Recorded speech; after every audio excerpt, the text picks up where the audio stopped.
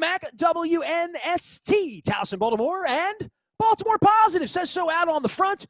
We have moved everything we do with WNST.net over to the BaltimorePositive.com website. We've brought along some of our great friends and our partners as well into the new year, and certainly we're going to have a bunch of county executives on later on this week talking about all sorts of things, but it is a Festivus week around here, and whether you're selling cars or managing money or, hanging, whatever you're doing in this city this week, the purple lights are out. I'm seeing flags out. I don't know what happened to all those purple flamingos we had on lawns around here, Leonard Raskin, but it is a time to brush it all off. I was looking at the pictures over the weekend, and I've been showing this picture off all week because I love David Modell, but I love this picture. This is Coach Billick and David walking out of the old facility 20 years ago this Stunning. month. Eddie George and Ray Lewis and Steve McNair in Nashville. And here we are again. How you been, Len? Well, Happy New Year to you, man. Doing great, my friend. And how great was it to watch Ray Lewis rip that ball out of Eddie George's hand and take it to the house? Eddie was a beast. And I remember that as clear as day. He looked scared. Well, it was like it was the turning of the tide from them beating us. And I remember the big rivalries with Jacksonville. They all just used to trounce us out. And that snatch, grab, and six was, to me, like a turning point for the rest of, let's go. And I remember distinctly, was it the Raiders next? It was the Raiders, right? It was, sure. That's like the only playoff game I didn't go to over the years because I thought I would get killed in Oakland. So I decided it was wise not to be there. I have some great stories of that day with Dave Rather from Mothers, absolutely hiding me out in his box. Yes. But I remember vividly also Tony Saragusa, when they talked to him about the hit on Gannon, he said he'd have pile drived his mother to get to the Super Bowl. Well, and that's true. Goose. And Rich Gannon has told that story a couple times as well. Was the beneficiary of quite the dropping. Today, that would be a 15-yard. They might even put 30 yards on that call today. Yeah, I think you can't land on a quarterback. They're such pristine little girls. Players. Well, that's kind of the way it is, and they are the property, right? And that's right. As we go into this thing, having Tom Brady on in prime time Saturday night, even if the Eagles didn't play on Sunday night, that's what this is about. And the Ravens have rounded up in nicely the last 5 weeks to look like a credible threat, so much so that they're favored in Nashville this week, Leonard. I told you when we were 6-5 that we were 11-5 coming. I told you that. I said we're going to be 11-5. We're going to get our seat in the playoffs. It's going to be a beautiful thing. And here we are. You were predictive. If nothing else. I don't predict markets because that's impossible. But I just went out on a ledge and said these 5 teams are beatable. And that Pittsburgh game with half a team, we almost won that one, for goodness sakes. So, but I'll tell you, yesterday, the game this week, I was thinking to myself, I don't want to go to Tennessee. Well, where do you want to go? Buffalo looks to be, a hothouse right now. Colts. I wanted Colts or Pittsburgh. I found myself rooting for the Steelers, strangely enough. That's how much the Browns to miss out.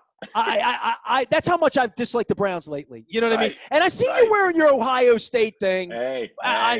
For anybody viewing that on WNSTV, you're not a turncoat to the Terps. You are a subscriber to the Buckeyes. And, as much as you were predictive of the Ravens, I don't know that you were predicting that the Ohio State Buckeyes would be in a national championship game. No, I was pre-New Year's talking to my son, and for those of you that don't know, my son is a freshman at The Ohio State. So that's why we're repping. And I was saying to him, dude, we're going to watch this game. We're just going to keep our fingers crossed because, man, Clemson's a machine. I just think it's going to be a good game, but I don't think it's going to be like an Ohio State win. And then, man, they just tore them up. I thought Trevor Lawrence looked like a Jacksonville Jaguar. He did. He did. He looked like he belonged on the Jets or the Jags. So and Fields just romped. They went crazy. And then yesterday, during the Ravens game, I'm sure you saw it. Our man running back there took it to the house, 72 yards, and then he threw up the OH in the end zone in Cincinnati. He did that. So That'll make him popular when he goes back home for homecoming for, there at Ohio State. yeah, and for Leonard, the holiday. Leonard Raskin is here. Raskin Global, it's a new year, and I guess financially Yes. people put on a hat and they'd say, okay, it's a party, and I have to start. If you still write checks, you got to write the weird 21 on the end, or you're making appointments. I've made the mistake on a couple things, the way we program our radio station, of putting 20 instead of 21 onto the backside of everything. Anything that is an annual thing that people should think about every January 2nd, 3rd, 4th about what makes the world different in a new year? Yeah, you should watch your accounts specifically. It's time to take a look and see if you need to rebalance your asset allocation. So let's just assume for the moment your allocation was half in stocks, half in fixed income. Year ends, it's a nice barometer time. You go into the new year and you say, okay, it's half stock, half bond, but now the stocks have gone up. So most people just want to ride that elevator to the top. What you need to do is sell off some of those stocks, take some gains, pare that back, get back to your allocation that you intended. So that's always a quarterly kind of thing, but a new year thing in specific. If you haven't done it all last year, good time to look at your accounts, make sure your assets are balanced. Another thing going on right now is we just had the government approved, Congress finally did, and the president finally signed the new stimulus act. I like to call it the lockdown stimulus. They call it an economic stimulus, but I think for those that are home, that don't have work, that are suffering through this pandemic and the economics that go with it, $600 for an individual, $1,200 for a married couple, got a couple kids, it's 600 more per. That's money coming in. It should go right to your bank account, or potentially you get a check or a debit card. Make sure you watch. If you don't get it to your bank account and you're expecting the debit card, a lot of people last year when that 2,000 or 1,200 came out, the debit card came in a plain kind of white envelope. People just threw it away. So a lot of people threw away the debit card. That's a bad throw. So you want to make sure to check the mail. It's probably not junk mail. It might be a debit card from the government. You want to hang on to that. Well, that's good advice, huh? Yeah, there you go. The other thing is there was an extension in the rules. If you had an FSA account, you could roll over $550 of the FSA to the first quarter. You still want to make sure you use those dollars and don't lose them, because if you don't use them, they're gone. Another thing that went in that act for business owners, for our business owner friends, very important. There was a lot of talk last year. If you got a PPP loan, that's me. That you could. They said the PPP loan was not going to be taxable. Well, ultimately, the IRS said, no, you're right, it's not taxable, but you can't deduct the expenses that you paid with it. So effectively, it's taxable. Well, Congress overrode that in this act, and they said, hey, you know what? We didn't mean that. We meant it to be a grant to help business stay alive. That PPP money, if you're forgiven of that loan, you can deduct the expenses. That's a huge burden off of a lot of businesses that are suffering mightily here, and we're going to have to effectively be taxed on the PPP loan money. And if they've spent it and they have no revenue, they didn't have the money to pay the tax. That would have been dreadful. So the government has clarified that position. That's really strong. And then another one that I really like that they clarified in this act, really small provision most people didn't know about. Business owners, if you have employees that have student loan debt, and who doesn't these days, they put a little provision in the CARES Act that you could pay up to $5,000 towards the student loan of your employee. And that money is deductible to the employer and not taxable to the employee. So if you're thinking about bonuses, saying, hey, you did a great job last year, let's help you out this year, a great way to give an employee a bonus, pay off some of their student loan debt. Man, that's just I've never heard of such a thing. This is that's kind of incredible. I mean, this is why I love having you on the show, by the way. I mean, we like talking sports, but having credible local people to give that sort of advice, that's an amazing kind of thing when you think about it. I've been a guy who's, not this year, Christmas bonuses for employees, but I mean, I think back when NST 12 years ago, when I had a $1 million, a payroll around here, that I gave Christmas bonuses every year. Yeah. And the notion that I could say to one of my employees, hey, let me take care of $500 or $1,000 your student debt, instead. That's right. And if you're a nice 20-something, let's face it, if you're a 20-something, you work for a company and they say, we're gonna put money away in a 401k. Everybody loves the 401k. Okay, so you say, I'm going to put money in a 401k for you. And you're a 20-something, and oh, by the way, you can't touch that money till you're 59 and a half. You'll get to use that cash when you're 60. Oh, thank you, boss. That's real special. But to be able to say to an employee, hey, I'm going to pay off some of your student loan debt. Here's $1,000 or 1,500 or whatever it is. Right now, that's money right in front of your face that you get to have. And again, to the employer, just like the 401k, pre-tax, a deductible dollar.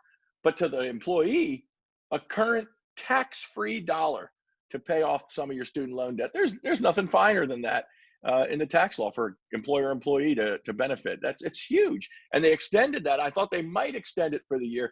They extended that through 2025. So to me, that could become a permanent part of the tax code. You know, you hear all this stuff about the government forgiving student loan debt and that President Biden may choose to implement that. Well, here's a way to have the companies involved in that and share in that and say, you know, reward your good employees and help them knock out some of that student loan debt. Don't worry about the 401k when they're 30 or 40. Let's start taking out some of the today money. So that's a huge little provision in there that's just you know, masterful. It's really big. Appreciate that insight. Leonard Raskin here from Raskin Global and RaskinGlobal.com. You can find him out doing things like that, helping you manage your money. If you need some advice, they're always there for you. You can find them at RaskinGlobal.com. We talk about them on the website. You can find Leonard out on the front of BaltimorePositive.com as well.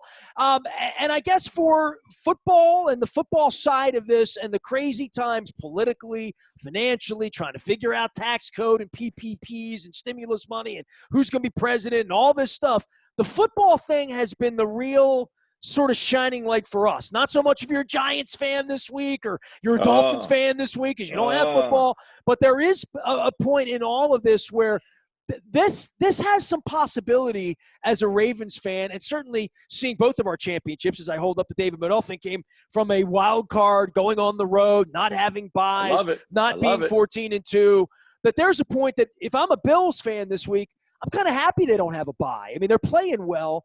I think how you're playing and how healthy you are and where the spirit is, the Ravens have built a little something over the last month that feels like momentum, and for that, I give them a real chance of extending the season in next week. I agree. Hey, look, you know, the Bengals are a professional football team. They get paid to play the game. We racked up 404 yards of rushing on them. That was just silly. But what I've seen in the 5 weeks since the Pittsburgh game, since the COVID recovery for the team, Lamar's playing like Lamar. You know, people are out there saying, oh, he's just a runner again. They're giving him that tag. He's just a runner again. I don't know. I saw a 50-yard bomb out to Hollywood Brown that slipped through his fingers. And then I saw a 40-yard bomb to Boykin. It was a beautiful pass. I mean, he's throwing the ball all over the place. And how about on his run? I think it was his run. Saw Des Bryant down the field blocking. I mean, here's a guy who hasn't been in the league for 2 years. He wanted to come back. He wanted to play. They didn't throw the ball to him at all during the game. Well, if you're a wide receiver and you sign up to play in Baltimore, you're not signing up to get the ball 12 times. I mean, you're signing up because you like to block. I mean, the reason Snead got all the money was blocking, right? That's exactly right. And so I look at it and say, hey, you know, this Tennessee team is beatable. And certainly, my goodness, Pittsburgh is beatable. And you know what gets me in the playoffs? I mean, it's great. It's playoff time. But one of the things that just blows my mind. How did Tom Brady and the Buccaneers end up getting to play the Washington football team? Is that putting him in the second round like gold? What is that about? 7.5 point favorite to start, you know, on the road, and the Eagles rolling over and stuff. I mean, it's been wacky. And look, how many of the teams will be looking for coaches this week? It's a major, you know, Black Monday and the carousel and all of that's all going on this week, and what the future of the Jets and the Lions and maybe even the Bengals are going to be. But for these teams in the playoffs right now and what they've endured, and I mean, look at these two, the Ravens and the Titans, both of these teams have had their franchises shut down in the middle of the season. Literally. But wouldn't you think you'd see the Ravens and the Titans on an evening game instead of the Buccaneers? Nah, they wanted Tom Brady. They thought they were getting Tom Brady and the Giants is what they thought they were getting, right? Yeah, that New York market would have been nice. Leonard Raskin is here. He's following all things Ravens, but more than that, there's another little football game. You got your Ohio State thing going on there. There we go. I haven't talked a lot of We're college repping. football around here. Obviously that Notre Dame game wasn't much to brag about, but I don't like any of those teams, right? Like I put up my open-ended status up on Facebook and Twitter. College football is blank. And I let people answer that. Yeah. You sort of stepped blank. into this through your son. It's blank. And It's someone fun. said college football is made up of two teams. And I thought, I think Rob Santoni said that over Wise Markets. I'm like, yeah, that's pretty much how I feel about it. I'm really having a hard time getting into college basketball. I can honestly say that the Alabama-Notre Dame game was the first college football game I've watched because I didn't take most of it very seriously. Now they're going to put it together. And the weirdest thing for me is I come out and I watch the coin toss, and I'm like, everybody's making money except the players. Oh, and well, that's supposed to change. There's supposed to be some change there. And, I think they're probably getting it slipped in their pads on the way to the stadium or something. They certainly are at Alabama, and you're allowed to talk like that this week at Ohio State, right? Right. Can't say anything about the Ohio State players. They're fine, upstanding. It's just Michigan that's crooked, right? It's just right. Harbaugh that's crooked. It's that team up north that's crooked. And how about the fact that they're renegotiating with him and he's going to get it? I don't know if he already signed it or if he's getting it. Harbaugh's getting an extension at Michigan. He has suffered mightily up there in the last 5 years, 3 years, 5 years of his contract, and they're renewing him and upping him. That never would have happened in the NFL. I think he got a really lucky, in my opinion, pandemic year where there wasn't 100,000 people in the big house booing him out, and he'd have been gone. But somehow he's getting a new contract, and good for him. I would say this, that he has a quality there that because of his stature as a player there and his recruiting, and that they can't replace him. Right, I get it. I don't know what to say. I mean, they're still trying to replace Spurrier in Florida, like in that way, right? Like literally. Right. Hey, I've watched a lot this year simply because the boy. Again, we got the Ohio State connection, so I've watched all of their games and been flustered by the fact that they didn't have three of them, and then the changing of the rules, and then all the other stuff. And it's really a funny story, quick funny story. My wife went online because my son's, he's in a dorm. So he's just college kid in a dorm, and like every other college person that's ever gone to college in a dorm. No, but he's wearing a mask. It's different. Yeah. Right. Of course. But the story is she pulled up on the website. I don't know where she saw it, but she saw a little video, a YouTube video. It was like 3 minutes or something of J.K. Dobbins' college dorm. Or shall I say, 2-bedroom apartment with all the amenities. And you say, wait a minute, wait, what is that? I mean, these rooms that these guys live in are just so I shouldn't feel so bad when they come out for the coin toss and feeling they haven't been compensated appropriately. Well, they're not getting compensated, but they're living pretty darn nicely. They're living well. They're not. To your point, that is compensation in the same way they're paying for my employees' student loans is compensation. Of course it is. So they're getting some, and they're getting. Let's face it, they're also getting a free education. I don't know what their degrees are in, and I hope that for their sake, the good players, the great players, their degrees are in the NFL. I mean, look, I went to college as a business major. My intent was to get a job in business, doing business. If you're, Travis Etienne or Trevor Lawrence, your degree is in NFL. You're not going to school for anything else, and that's the bottom line. So a free education is nice compensation to get you your ticket to $1 million contracts. I don't cry for these athletes. Yeah, they'll get theirs when they get out. Now, who I cry for, and it's not going to matter when they say these college players, their likeness, they can be compensated for their likeness. Nobody's compensating the center for his likeness. They're compensating the quarterback. And we don't have to look too far. Look, the Heisman Trophy. They should just call that the quarterback award. Who's one that hasn't been a quarterback in the last however many years? Desmond back in the day. Right, back 100 years ago. So we got this receiver for Alabama that might get it this year. Devontae Smith. Let's see what your youngster knows about Archie Griffin, who was my first favorite ever football player. Double Heisman winner as a running back. So there you go. And a Cincinnati Bengal. How about that? And it's been a while. Yeah, I'm looking at the NFL just a slight bit different. I didn't realize the Ohio State football team is a factory, man. I just didn't realize how many top stars came out of that program.